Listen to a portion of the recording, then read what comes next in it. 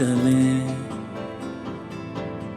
खुशबू जहाँ घुली है हवाओं में, थोड़ी सी आवारगी, थोड़ी सी दीवानगी, थोड़ा सा पागलपन जीने में। कोई ना रोके मुझे, कोई ना टोके मुझे, उड़ती फिरूं पंख फैला के।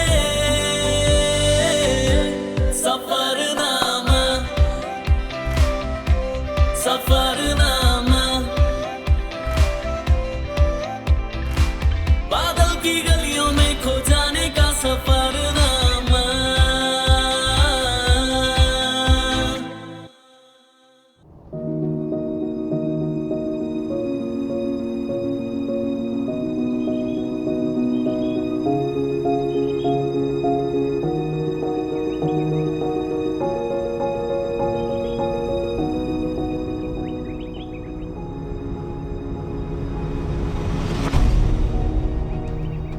Natural beauty, diverse history, wild forest, mighty rivers और चाय बागान का खजाना जिस धरती पर है वो है आसाम की धरती।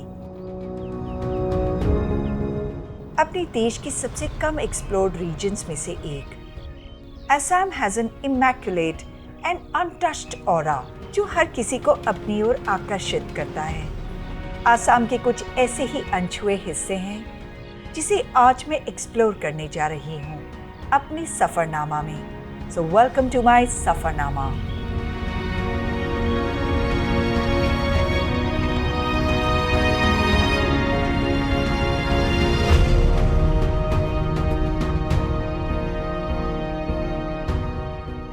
सेवन सिस्टर्स में से एक ब्यूटीफुल सिस्टर, शक्तिशाली ब्रह्मपुत्र की धरती जहाँ अलग अलग मौसमों का उत्सव होता है।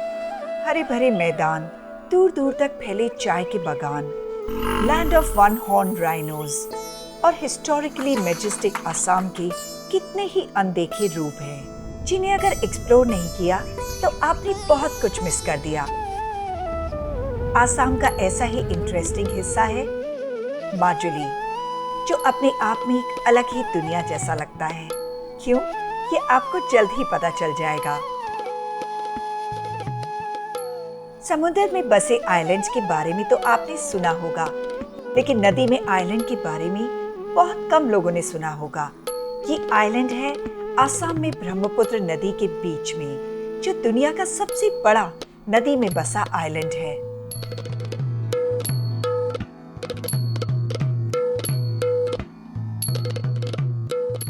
सुबह सुबह मैं निकल पड़ी हूँ जोरहाट से निमिती घाट की ओर, जहाँ से मैं लूंगी फेरी माजुली जाने के लिए। निमिती घाट से बड़े बड़े स्टीमर माजुली जाते हैं और कमाल की बात तो ये है कि ये स्टीमर आपको आपकी कार, मोटरसाइकिल और स्कूटर के साथ माजुली ले जाएगा।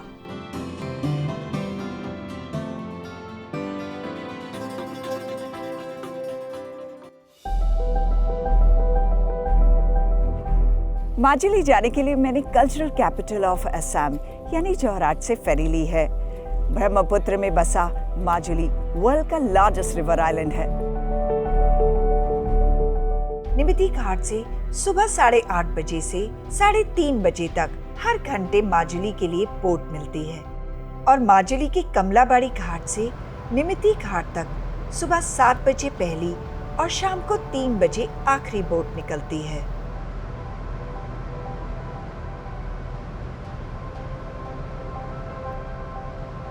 रोज बहुत से टूरिस्ट निमिती घाट से बोट लेते हैं और शाम तक माजुली घूमकर लौट आते हैं। ऐसे ही एक टूरिस्ट कपल से हमारी मुलाकात हुई बोट पर। अभी माजुली आइलैंड पे जा रहे हैं। हमने उसके बारे में सुना, परसों ही हम लोग यहाँ आए थे, तो we are planning to visit Majuli now. So do you know anything about Majuli? Not much, this much only कि यहाँ पर रिवर के बीच में एक आइलैंड है। World's largest river island, one of its kind. या yes, that's it. I am also looking forward. मैं भी पहली बार माजुली जा रही हूँ, so very excited. Okay. So you have a good trip, safe Thank trip, you. and enjoy your trip of Majuli. Thanks a lot. Thank you for talking to me. Thank you, sir. Bye bye. कहते हैं Majuli island बना जब ब्रह्मपुत्र की उपनदी लोहित और दीहिंग नदी ने अपना रास्ता बदला।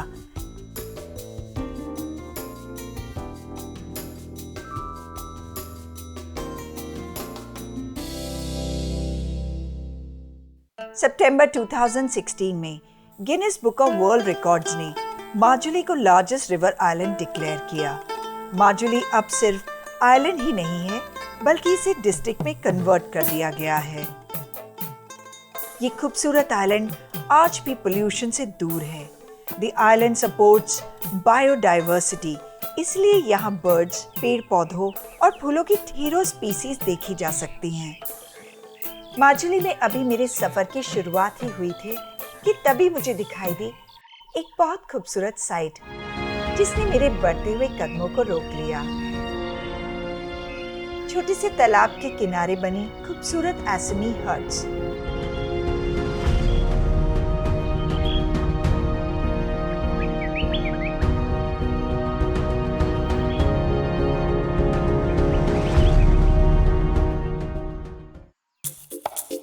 ये बैम्बू हट्स असल में एक इको रिजॉर्ट है।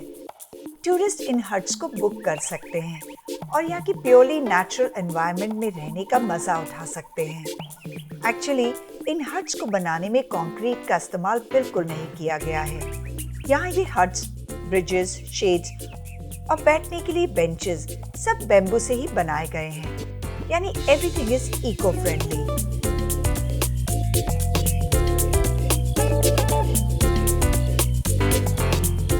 छोटे से तालाब के किनारे बनी ये हट्स किसी फिल्म सेट की तरह लगती हैं। इतनी ग्रीनरी, इतनी ब्यूटी और उन पे बनी ये perfect huts. It is a sight to remember. Majuli इतना खूबसूरत है कि मैं बयां नहीं कर सकती।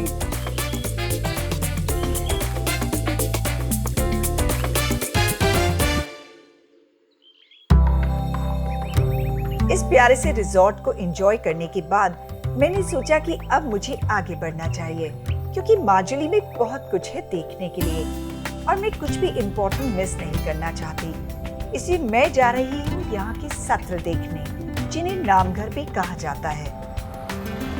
माजुली में करीब 65 सत्र हुआ करते थे, जो अब सिर्फ 22 रह गए हैं। ये सत्र प्रमुख रूप से वैष्णव ब्रह्मचारियों के निवास स्थान हैं। माजुली की सबसे प्रसिद्ध जगह है यहाँ के सत्र, जिन्हें भारत के अन्य भागों में आश्रम या मठों के रूप में जाना जाता है। ये सत्र 15वीं सेंचुरी में संत गुरु शंकर देव जी ने स्थापित किए थे और मेरे गाइड मुझे लेकर आए हैं यहाँ के सबसे प्राचीन दक्षिणापथ सत्र में।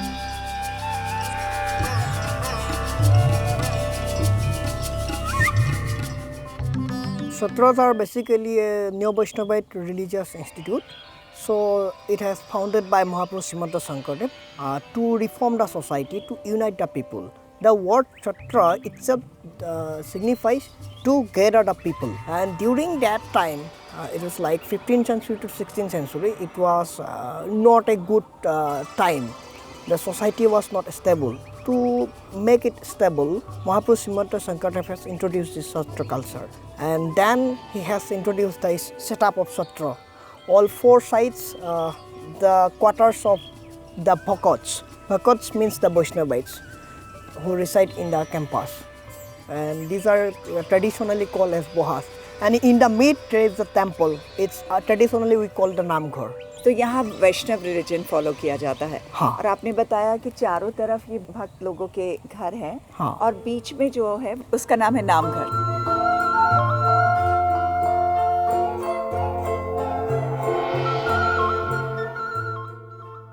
सत्र के चारों तरफ वैष्णव अनुयायी रहते हैं, जिन्हें भक्त भी कहा जाता है। छोटे भक्त भी अपना खाना खुद बनाते हैं और सत्र में पढ़ाई के साथ ये कॉमन स्कूल में भी पढ़ते हैं। ये श्री श्री दक्षिण पथ सत्र है, जहाँ भगवान विष्णु को पूजा जाता है। यहाँ भक्त भगवान विष्णु के अनुयायी हैं। ये माजुली का प्राचीन और इम्पोर्टेंट सत्र माना जाता है। इसी मंदिर से रास लीला का फेस्टिवल शुरू किया गया था।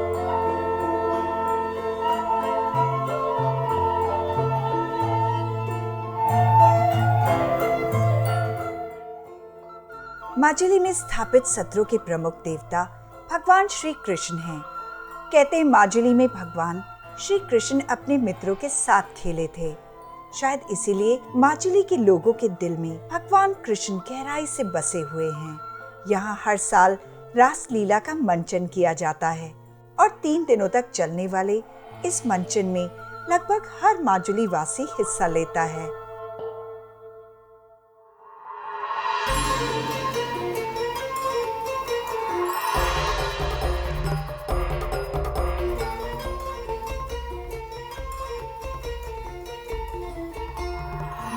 कहते हैं जब भगवान कृष्ण माजुली में अपनी पत्नी सत्यभामा के साथ आए थे तो सत्यभामा को लगा कि शायद कृष्ण उन्हें द्वारका ले आए हैं और उन्होंने कृष्ण से पूछा कि क्या यही आपकी द्वारका है।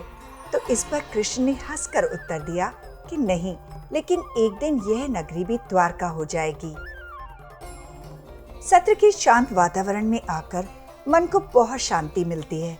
मन करता है जैसे हमेशा के लिए वक्त यहीं ठहर जाए।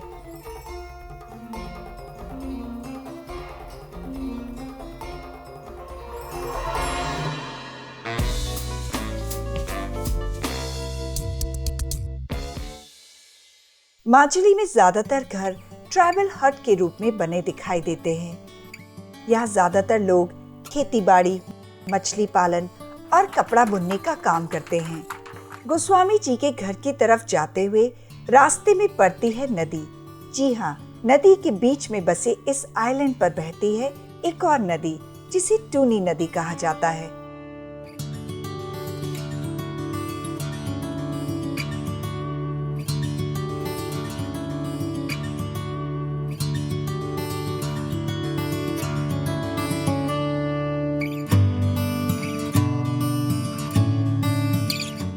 माजुली के 22 सत्रों में से एक समगुरी सत्र, जो कि एक ग्रह सत्र है।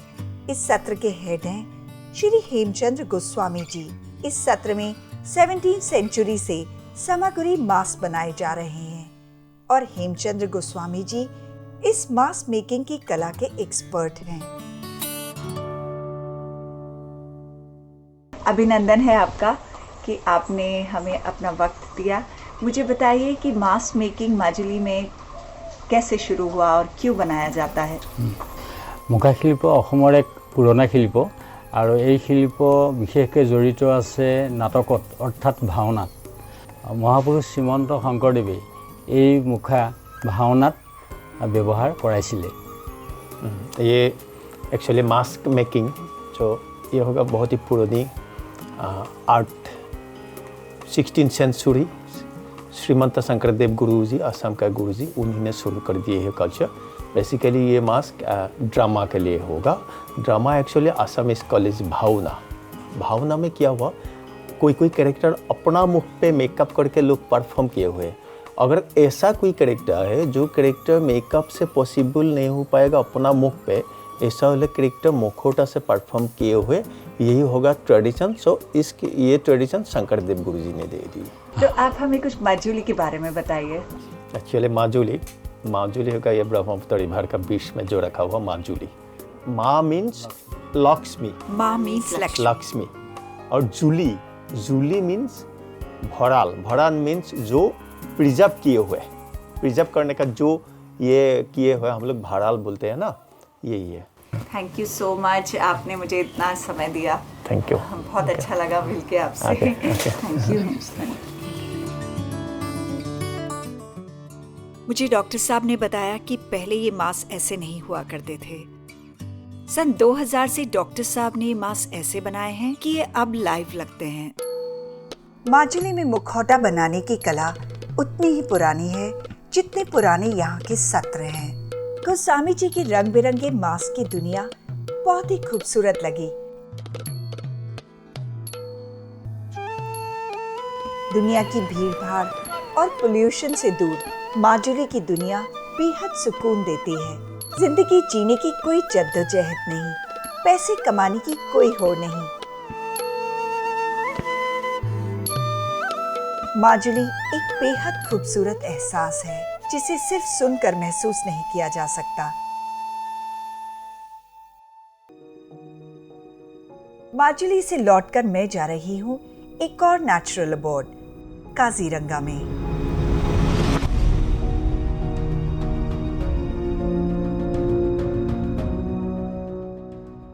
If you love wild life तो आपको काजीरंगा जरूर आना चाहिए। काजीरंगा इंडिया का most sought after wild life holiday destination है।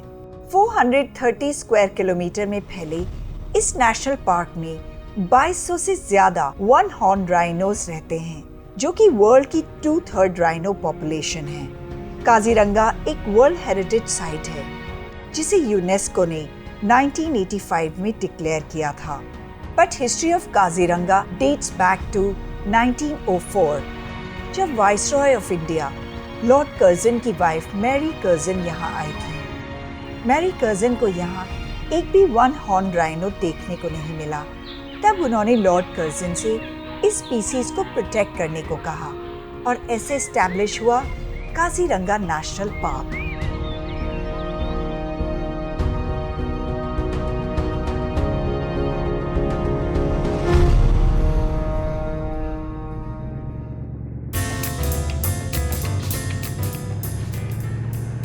मॉर्निंग, इट्स 8 AM और मैं जा रही हूँ काजीरंगा सफारी के लिए।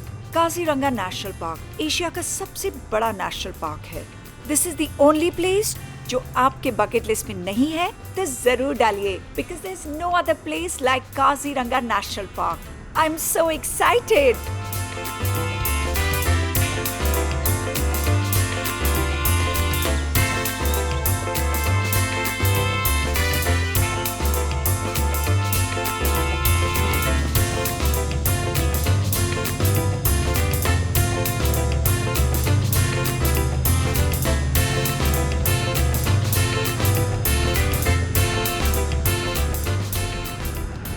और रास्ते में मुझे मिल गए बिहू के लोक गीतों पर नाचते गाते छोटे छोटे बच्चे, और मैं खुद को उनके बीच जाने से रोक नहीं पाई।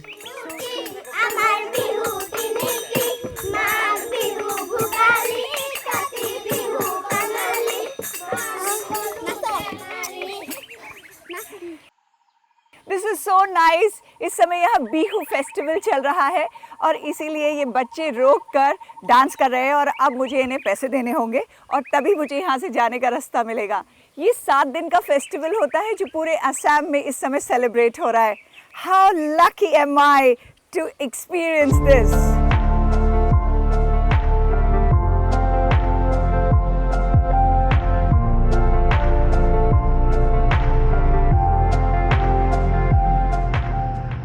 काजीरंगा फेमस है वन हॉर्न राइनोस के लिए।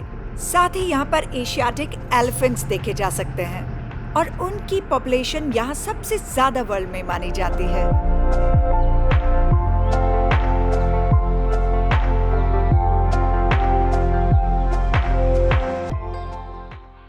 एक्चुअली हम लोग का यहाँ पे ना 2400 प्लस राइनो है। तो राइनो सॉलिटरी एनिमल है, यानी कि अकेला रहता है। अकेला रहता है, लेकिन फीमेल होने से ना बेबी रहेगा उसका साथ। जब वो लोग ग्रास खाते हैं ना, इकट्ठा होकर सब एक साथ खाते हैं। अच्छा, तो इनके भी सब अपने अपने टेरिटरी होते हैं? हाँ हाँ मैम, हाँ। एक राइनो ने कम से कम एक जगह पे 30-35 डेज रहते हैं।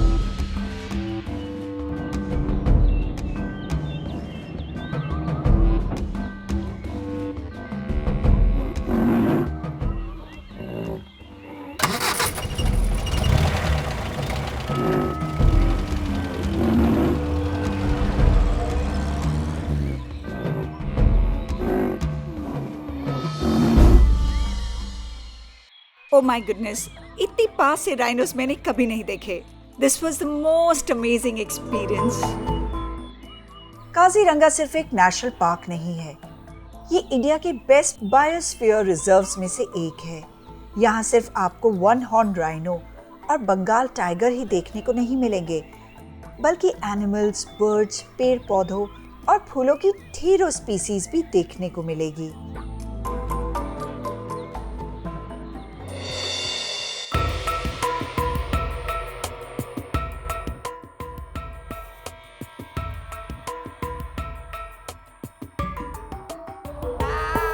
Look at this!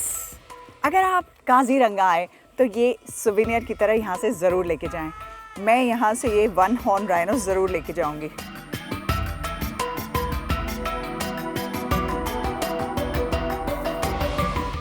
काजीरंगा में वाइल्ड लाइफ को इतना नज़दीक से देखने के बाद मैंने सोचा कि अगर आसाम आई हूँ और मैंने चाय के बागान नहीं देखे तो क्या देखा। आसाम की चाय देश में ही नहीं बल्कि विदेशों में भी बहुत फेमस है। मैं अभी हूँ आसाम के जोरहाट शहर में, जिसे टी कैपिटल ऑफ इंडिया भी कहा जाता है, क्योंकि यहाँ लगभग 135 टी एस्टेट्स हैं। और अभी मैं जिस टी एस्टेट में हूँ ये बेहद खूबसूरत है। अगर सुबह सुबह गरम गरम प्याला चाय का हाथ में आ जाए तो नींद चुटकियों में भाग जाती है। हमारी सुबह को तरोताज़ा बनाने में आसाम का बहुत बड़ा हाथ है। इंडिया की 50% टी प्रोड्यूस आसाम से ही आती है।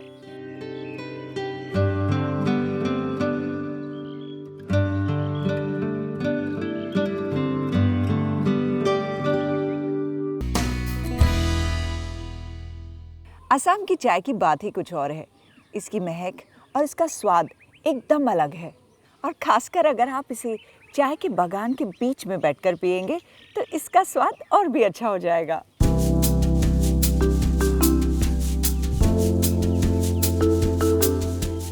अपने घर में चाय बनाते हुए हम कभी सोचते भी नहीं कि ये चाय हमारे कप तक पहुंचाने के लिए कितने लोगों को कितनी कड़ी मेहनत करनी पड़ती है। आज यहाँ अपनी आंखों से देखने के बाद चाय के कप के लिए मेरी रिस्पेक्ट बहुत ज्यादा बढ़ गई है।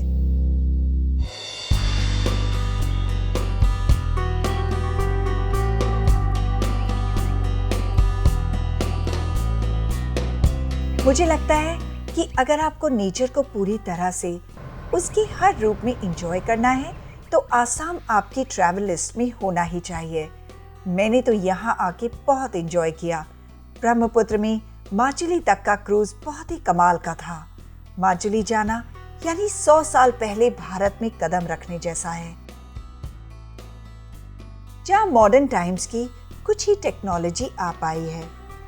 काजीरंगा नेशनल पार्क में नेचर के बीच रहने का मजा ही कुछ और था, और चाय के बागानों ने तो मेरी चाय के लिए थिंकिंग ही चेंज कर दी।